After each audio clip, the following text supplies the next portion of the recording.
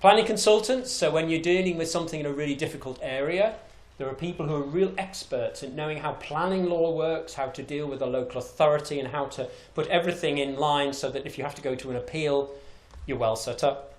And the landscape architect. Some of you have dealt with Howard when you've been in Sandy's studio. You may have heard him lecture.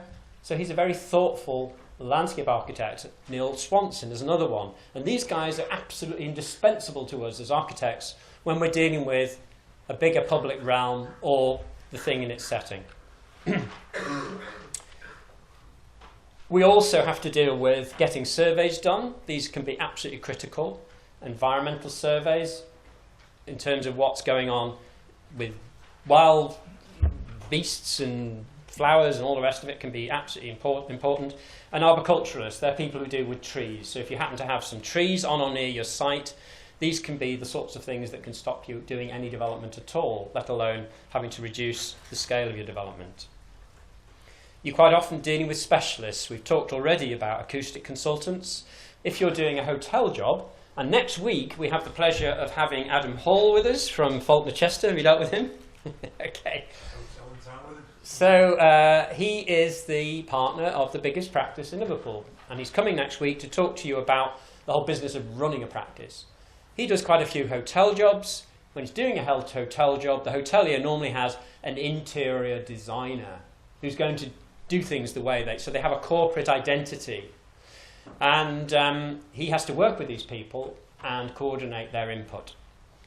You've then got the various specialist suppliers that I've mentioned before, be they windows, floors, cladding, particularly critical these days, and fixtures and fittings.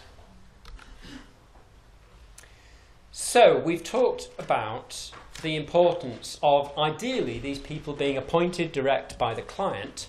So if they make a mistake, the client blames them. Because if you appoint them yourself, then if they make a mistake, the client blames you, and you've got to explain yourself on behalf of this structure engineer who you've got cracks appearing in the walls. If you're doing design build, it may well be that these people are appointed via the general contractor, and sometimes there can be issues trying to get advice from people in advance of a formal appointment because they don't know they're going to get paid, so that this can be a difficulty. So that's the ideal normal situation where the client is employing all of these people separately, and very often the client likes to employ the cost consultant separately because some clients like to receive advice from the cost consultant direct. Some clients don't trust an architect to tell a straight story if there's a problem or the way things are being developed, and they like to have the cost consultant sitting alongside them to give them direct advice. Now it can work both ways, and I'm sure Phil has done it in various different ways, but you just need to be aware of that in terms of communications, because normally all communications filter through the architect, but on occasions the cost consultant is sitting alongside the client. So that's how communications work normally, with stuff going via the architect to the various consultants. You've seen this diagram before, but I'm sending it to you again because people misunderstand this. When you have design build, the client employs the contractor employs everybody else. Now, I'm confusing you a bit here, I'm sorry about this. The contractor will have somebody who deals with costs, for sure. There's people within the contractor's organisation that very much deal with costs and deal with subcontracts and all the rest of it. But very often, that cost consultant is alongside the client. That as this thing is running, the client will need someone to help them run the job, and that person is called an employer's agent, and they also may advise them on costs. So ideally, I would put a little cost consultant alongside the client. But the point I'm trying to make with this slide is that when you're doing D&B, you as the architect are working for the contractor. And that means you cannot go and have a little chat to the client saying he's using the wrong bricks. You've got to just do what you're told And by all means, you could say to the contractor, I think you're using the wrong bricks, but he might just tell you to mind your own business. Structure engineer. Now, you probably think you know what a structure engineer does. You've had all sorts of lectures. You've met some really good ones in your design development when they come in as to give tutorials. But it might surprise you to know that they deal with all the substructure stuff. In terms of foundations, piling is obvious, retaining walls. They also are critical early days in working out what the ground conditions are like. Because if you've got really rubbish ground, you might have to spend another 50,000 on pile foundations, whereas if the ground is really good, all you've got to do is put in strip footings and it'll sit on the clay at maybe just 1 metre deep, so that's much, much cheaper. So they're really important very early on in assessing ground conditions, and then that has an effect on the costs. They tend to deal with all the drains and the ducts and the roads. So when you're specifying roads and curbs and all that sort of thing, architects normally don't feel very comfortable about that, and they will normally backheel it to the structural or civil engineer to do.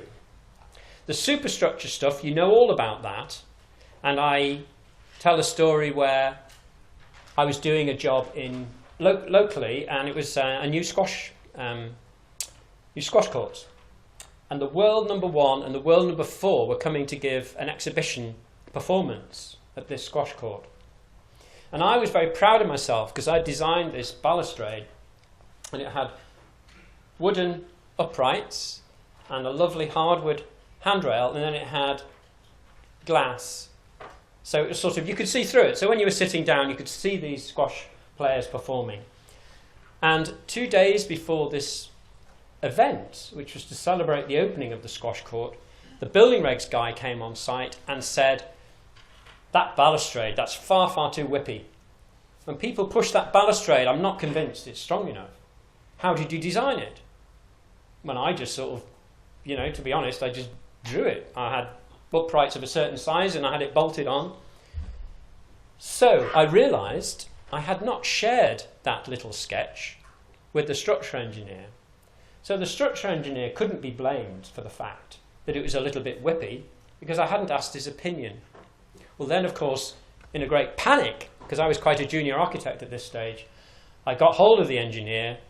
He, very fortunately, was able to think of a way of reinforcing this thing by adding cleats onto it, and by actually what we did was we glued a timber fin on the front of the uprights so that it became thicker and therefore less whippy. And we did all this within a day. We got it done, we got the building regs guy back, he was given some calculations and it was all fine. We were able to have the exhibition thing. But it was a classic where I had not shared a piece of information with the structure engineer. Had I done so, I wouldn't have been in that pickle. Yeah, so that's that last one. Service engineer. So they will help you very early on with your environmental strategy. So you hear a lot about this academically in your lectures, etc. But when you're dealing with it in real life, it gets quite technical quite quickly. And you make certain decisions which you have to deliver 6 months down the line, 9 months down the line, about how you're going to achieve a sustainable building. And it's the service engineer, and sometimes you have a special consultant who just does the sustainability side, who helps you with all that. And that's where the BREEAM benchmark comes in. There's obviously a whole business of ventilation, and when you're dealing with mechanical ventilation, you tend to be talking about big ducts, and when you're talking about big ducts, do they fit above the ceiling? Do they go underneath beams? Where are you going to put all the plant? We did a project quite recently, in fact I might have shown you a photograph of it, which we were very proud of, in Chester, a very contemporary building next to an 18th century beautiful listed building. And we then put this thing in for an architectural award. And it did indeed get a commendation, but it didn't get a full recognition of a regional award because it had all this horrible plant on the roof. The guy who designed it had not thought, because it's lecture theatres and things, how much ventilation would be required, mechanical ventilation, and what kit would be needed to make that ventilation work. So late on in the job, we end up putting this kit on the roof of the building, and it looks absolutely awful. And although the building is beautiful, we just didn't think through early enough about where the kit was going. The heating, obviously they're going to design that, and if you're dealing with underfloor heating, there's issues to be considered very early on. And the lighting, the quality of the lighting, and obviously if you're doing a gallery or something, then that's really important. And it may be a design driver. If you've looked at some of Renzo Piano's buildings, you'll see that the integration of the natural and the artificial light and the way that's dealt with is just fundamental sometimes to the actual design. There's all sorts of stuff to do with the power and the infrastructure and all the rest of it, and the IT. So service engineers, you would try and get them involved very early on.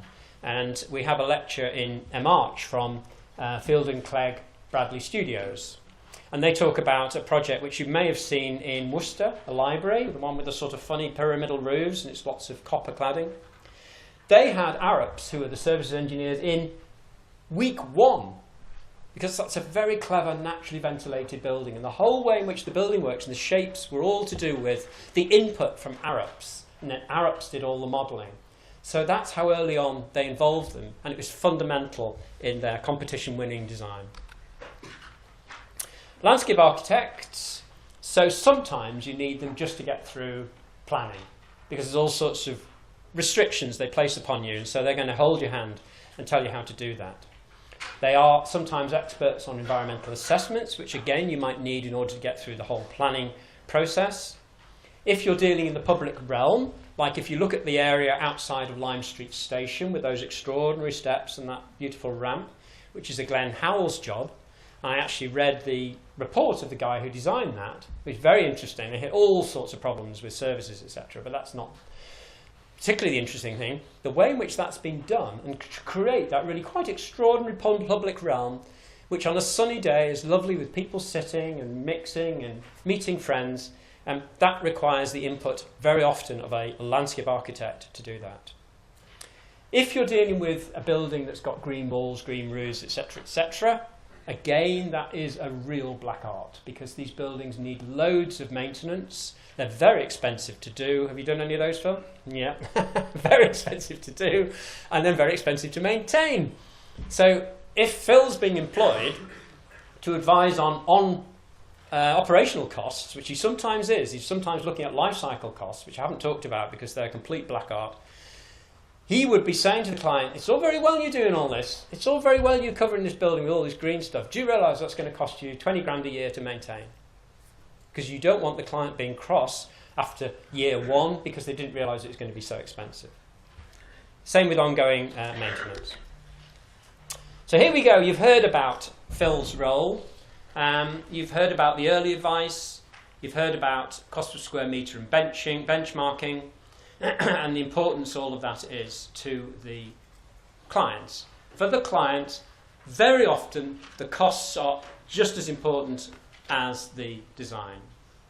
There's a thing called a risk register, which is sometimes something which quantity surveyors do, and what it is, it's a list of all the possible things that could possibly go wrong and how much they're going to cost and how you're going to get out of that pickle if they actually happen. And so you all try and guess at what's going to happen in the future, and then you put somebody's head on the block that if something goes wrong with the drains, it's the structural engineer's problem. If something goes wrong with the fitted furniture, it's the architect's problem. And as the job goes on, you basically release, once you've gone past the business of the drains, you know that's going to be okay, so you can move on. If a problem occurs, if you've been very, very clever, like on a job we did, it wasn't with Phil's company, it was another company, but I'd anticipated in a 1960s building there could be a load of corroded pipes, and those corroded pipes could have asbestos in them. Sure enough, we got halfway through the job, we had to spend £20,000 replacing a load of pipework. It caused a delay and also stripping out asbestos. Fortunately, the QS had shoved a load of money in the risk register to say, might be corroded pipes in a 1960s building. So, tender returns, Phil's talked about that. Preparing and advising on contracts. So quite often, if you get in a bit of a pickle with a contractor being very cross with you because there's been delays caused, because you've maybe issued information late and he's quoting clauses at you, it's Phil and his team who tend to be more expert on the contract. Architects should be, and some are, but your average architect is not that sharp on how the contract works, and so you tend to turn to the cost consultant to help you with that information. Valuations, so I've talked about that. When you get to a certain stage, Phil will wander around and say, yeah, the brickwork's half finished, you're okay to pay them half the total amount for brickwork. And final account. So at the end of every job, there's a sort of game takes place where the contractor has a great big long list of all the things that he thinks are extra. And the architect tries to explain why those things should have been thought of in the first place, and the cost consultant sits in the middle and says, come on now guys, you know, you never ever said you wanted to have all the windowsills in oak, and now here's the windowsills in oak. Fair dues, the client really needs to pay for that because oak's an awful lot more expensive than MDF. So there's a sanity check required, and of course if it all goes horribly wrong, there's a whole raft of things that you can do by way of arbitration and adjudication if you end up trying not to get in court, and you get another lecture on that from Stephen Brookhouse shortly. Planning consultant, so expert advice on planning issues, pre-application negotiations, which we'll come on to when Dave Watkins gives his lecture, coordinating the planning submission. So I was reading a report of one of the jobs, big job in London, by Alfred Hall Morrison, and you know, this is like a £60 million job. So the information that was being submitted to the planners was, you know, a heap of paper this thick. Of course, it was all electronic, but if you printed it, it would have been a heap of paper that thick. The planning consultant coordinated all the input from all the different people in order to make sure that it was a coherent package. There's a thing called the design and access statement, which we'll come on to under that lecture, which really describes your aspirations in terms of your design and why you're doing certain things. If you end up in a planning appeal, so if you get refused and then you appeal to the Secretary of State, it very often would be the planning consultant that would mastermind that. And then there's the whole business of discharge of reserved matters. So once you get your planning approval, there'll be a list of maybe 10 items that says, before you can start work, you've got to tell us what bricks you're using, show us a sample of the windows, tell us what specification you're using for the soft landscaping, and they can help you discharge those conditions. So specialist suppliers, this is supposing you're doing frameless glazing, like you see down in Liverpool 1, you might well get a specialist in that area to come and tell you how you can do it, because it's well outside your expertise. Very often, specialist suppliers will tell you on buildability issues, if you do it this and this way, then it'll be okay, it'll be easy for the builder to do it that way. That's a sensible way to detail it. Quite often, particularly with roofing, you want a guarantee. You might have offered, in extraordinary circumstances, you might offer a 60-year guarantee. Quite often it's only 30 years. Let's say it was 30 years. In order to get your 30-year guarantee, you need to get the specialist supplier back to see the guys installing it on site at the right time, so that they are then happy to write the guarantee certificate because they saw it being put in properly. And then finally, program and cost issues. With certain items, they can be on very long delivery. Certain items of lighting fittings come from there's a very famous company in Italy, and quite often these things are on very long delivery, so you need to be absolutely clear on that in order to be sure that your light fittings aren't going to delay the job.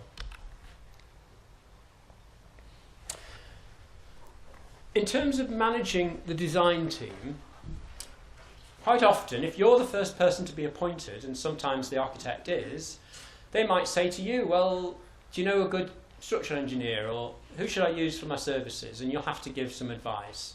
And that can be tricky, because of course if that person then makes a hash of it, the client's going to be cross with you and say, well, how on earth did you come to recommend those people? They've made a real mess. So there's a requirement to be very professional the way you recommend. There's a thing called a responsibility matrix. And what that says is, the architect is doing this, this and this, the structural engineer is doing this, this and this, and remember I told you about an acoustician. So if the acoustician was on the responsibility matrix, it would say that he is responsible for designing and specifying the party wall between the lecture theatres. And then under the architect, it would say something like, the architect is responsible for taking the information from the acoustics guy and then making sure it's coordinated with everybody else's work. And by the way, that it doesn't fall over or something. So you can see how this matrix defines what everybody's responsible for. You're going to set up a series of structured meetings so that everything happens in a logical fashion. Say every month you're going to get the design team together. You're going to make sure that those meetings mesh with the RIBA plan of work, which you've heard about. And you're going to agree on the drawing information protocol. Now this becomes ever more complicated as we deal with Revit and BIM. This is a real thing now, and if you've been to any lectures on this and you've sort of come over all sleepy, you have my sympathies. But out there in the big world, unfortunately, this is becoming a real thing, and it's becoming a real thing that might make the difference between somebody employing you and not employing you. Now, there's those of us in the profession who think this has gone far, far too far, far too quickly. But this is the truth. Isn't it, Phil? Yeah, and it's a pain in the neck. So this whole business about how you're going to communicate, what information's where, who can grab it off the, maybe all on a cloud, has to be agreed, because otherwise misunderstandings occur, and when misunderstandings occur, cock-ups occur, and then problems and money starts to come into the fray. And I used to, I don't know why I'm telling you this, but I used to sing in the Philharmonic Choir, the Liverpool Phil Choir. And the guy who used to stand next to me worked for a firm of solicitors. And their speciality was suing architects. And this business of BIM and Revit was a nightmare for them because it's quite young. They didn't quite know who to blame. And they didn't know who had ownership of the BIM model. And it's all going to shake down through the courts. So it was a little bit of a pain for him because normally they knew exactly who to blame. But in this case, it was tricky. And finally, a system for checking drawings. So what happens is, and this will happen to you next year, the cladding person will send drawings in, and they're like, you know, showing you all the cladding panels, they're all a certain size, and they're fixed in this, this, and this way. And they say, Mr. Architect, can you please approve this drawing? Okay, so you never approve a drawing in that way, but what you will do is you will probably check it to make sure it's dimensionally consistent with your drawings, and then at best you might send it back saying you've got no comment. But still, it's a thing which very much happens to young architects, is they are the person who tends to be checking other people's drawings. So there we are, with you right in the middle of all that, and that's the traditional setup, where the architect is administering the building contract and all the communications are going through them. And that changes when you have the D&B. Okay, so that's the sort of where we sit in the design team, what's expected of you, and all of these things are very important in order to claim back that middle ground as an architect. I was a partner of a firm for 25 years. So there's me and there's Roger, and we've got about 8 staff. And at that time, my kids were, well, they were quite young when I first became a partner. By the time I finished, they'd actually finished university. So I had responsibilities to my wife and to the kids to make sure that we don't all go bust. So I have a thing called indemnity insurance, and it's just like when you're driving a car around. If you make a mistake, do something stupid, or even if it isn't your mistake, it covers you, because obviously people could start claiming millions of pounds off you, and of course the same happens with us in the building industry. And it covers you for 3 things. Common law, which is the duty of care to third parties. So this is if something you've done inadvertently affects someone who's wandering past or using this lecture theatre or what. Then the statute law. So this is to do with you have certain criteria you have to fulfil, be it for health and safety, be it for getting building regs or whatever. It's laid down very clearly in statute law And so if you make a mistake, it's very easy to show that you haven't complied with that.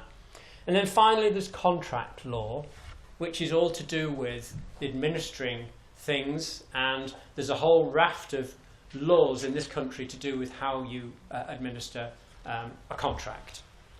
And you get this lecture from Stephen about that side of it. So what's it for? So it will deal with a claim for loss and damages made by a client or a third party. So if by your mistake the client has lost 20,000 or had to pay out another $500,000 because they had to redo something, it covers you for that. It covers you for defending yourself. So we recently had a job where a contractor made a great fuss and said he was going to, I think it was a £400,000 claim. And I defended this thing perfectly successfully in the end. If that had gone to law, it would have started off at 250,000 in terms of the costs of everybody. So incurring 250,000 quid's worth of legal costs for a £400,000 claim gets pretty ridiculous. And that's why there are systems to do with adjudication, which we'll talk about. But it covers those costs. It covers civil liability, it covers negligence. Negligence is when you make a mistake. You knew you should have had a flashing on top of that wall. You just simply forgot to draw it. The builder didn't put one on. Water's all whizzing in. The wall's gone all damp. It has to be sorted out. That's negligence because you should have thought about that flashing. It covers you for that. It covers for loss of documents and libel and slander. So basically, as long as you haven't lied, as long as you haven't misled somebody and said something that wasn't true, then you're covered. The only... So I've described my world with me and Roger, me and my little kids, and we had a situation just before Christmas one year when we were accused by the indemnity insurance of informing them late about a claim. And this is the other way an indemnity insurance company can stand off you putting a claim in, is that you've told us too late. And the situation was a job was well delayed. It was in 6 weeks delay.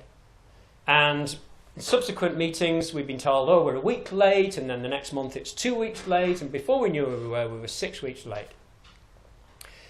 When it became 6 weeks late, and the client was getting a bit cross, we thought, Christ, we better tell our indemnity insurers. So we dutifully notified them. They said we should have told them when we knew it was a week or 2 weeks late. As it was, we sorted this thing out amicably, but can you imagine being told just before Christmas, with two little people, that your indemnity insurance may not cover you for £500,000 claim from the client for this late completion?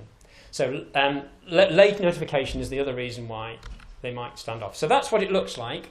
The blue bit, this is just sort of a straw poll. The blue bit, negligent design, is by far the most common reason for claiming only indemnity. But a third is all to do with contract administration type things. And this is because these things are very common and they can be expensive. So when you overrun or there's an argument about extras, they can be expensive. Planning. So this is where you have made a mistake in terms of how things are going through the planning process, and that has cost the client some money. And then you've got a little bit of extras. But you can see negligent design does happen, and you, generally speaking, are covered for that if you've done everything honestly. So deficiencies on drawings, yeah. So here's the thing. Partial design. In this new world we're all inhabiting, this murky world, contractor-led, design build, whatever, sometimes you're not giving a full service, you're just getting somebody planning approval and then they're sorting themselves out. It's easy for people to misunderstand the status of the drawings you're producing. When a mistake occurs, they then come back blaming you and you say, whoa, just a minute, I only got your planning permission, now you're using them to build the thing, don't blame me that that retaining wall isn't strong enough. And of course, it's for you to make it absolutely clear the status of the information that you've produced. So that can be another area where problems occur. And then finally, delay, overrun, have high legal costs. So that's indemnity insurance. It's just like if you're driving a car. You'd be mad to drive a car without some sort of insurance. It would be totally unprofessional to practice without insurance. We have a guy in the office who does loads of work himself at the weekends. He has indemnity insurance. It costs him about £200 a year, and it covers for any little mistakes he might make on these very modest jobs he does. If he didn't have it, he could find himself in real difficulties. Okay, lastly, copyright. So you probably know this, but we retain copyright for the designs we do. So if you produce an idea and you do a proposal for your ANTI with that extension I talked about, and you've done this really snazzy design, whatever happens, you retain the copyright on that design. And that's the way the law works in the United Kingdom. What you then do is do something which is grant a license to your ANTI to use that design, but she's only to use it for that extension to the back of her house. She can't hawk that around and do loads of extensions to everybody else's house just because you've granted her a license for the use of those drawings. Do you remember I talked in one of the very early lectures about the RIBA appointment documents? It's very good because it defines exactly what you can and can't do in terms of copyright, what you are and aren't covered for, so it avoids arguments later with the client because it sets it all out. Sometimes, dealing with difficult clients, and when Adam comes next week, he may tell you this story or he may not, but sometimes clients don't carry on with you. You get planning permission, particularly commercial clients, and then they scurry off with some other architect to get the thing built.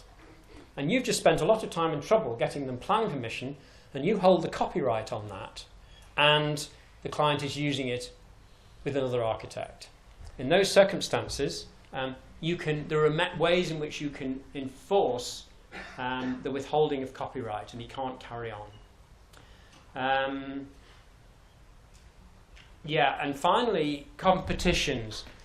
So sometimes rules of competitions, and I don't know what the one is like that Marco's running for this school, say that you give away your copyright.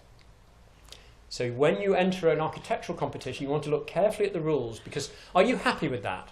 Are you so keen to win the job and have a go that you really don't mind if you don't win it? You don't mind if they maybe pinch a little bit of your design and shove it into somebody else's design and you've got no comeback.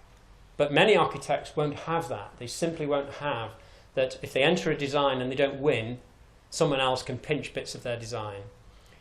Interestingly, and I don't know if Barnabas has done this with you, but the design for Liverpool Cathedral, the Anglican Cathedral, if you look at the competition entries, the Rennie Mackintosh design is very, very much like the final massing, whereas the Gilbert Scott design that was submitted for the competition is completely different. But after Gilbert Scott won it, he changed the massing to look very much more like Rennie Mackintosh's building. Anyway, summary. Wide-ranging role. That's why the job is interesting. People at my stage, they might be annoyed, frustrated, feel underpaid. I've never heard an architect say they're bored. Because it's an interesting job. Because you're dealing with a big wide variety of people and the process is very interesting. So it's a very wide-ranging role. Managing the design team takes a lot of skill. Because of course you're dealing with other people who are incredibly talented, super bright, very professional. So the way you deal with those people in terms of your interpersonal skills is really, really important. You need to be very professional in order to get the team together. You need to understand the skills that each member brings to the team. And this is tricky. And it's particularly important when you're dealing with structural and services engineers. And that's why you want to involve them early on, because you respect what they bring to the table, and you know that unless they bring it to the table early on, you're going to end up redrawing everything later, because you've suddenly clocked how things are to be done. But it's very important to make sure that everybody understands what they are responsible for, so that if the structural engineer is responsible for, I don't know, if you say, right, these partition walls I'm building between these lecture theatres, Mr. Structural Engineer, I want you to take responsibility for the fact that they're stiff enough and people can't lean against them and they fall over, then you would send him a little email making it crystal clear so that, God forbid, should that wall fall over because somebody maybe is larking about and a whole group of people fall against it and it collapses, he's the person that's responsible. So making people very clearly understand their responsibility is a thing. So that's, you can read from Stephen's book. Next week it's Practice Management and Adam Hall from Fulton Chester. And thank you very much. Thank you.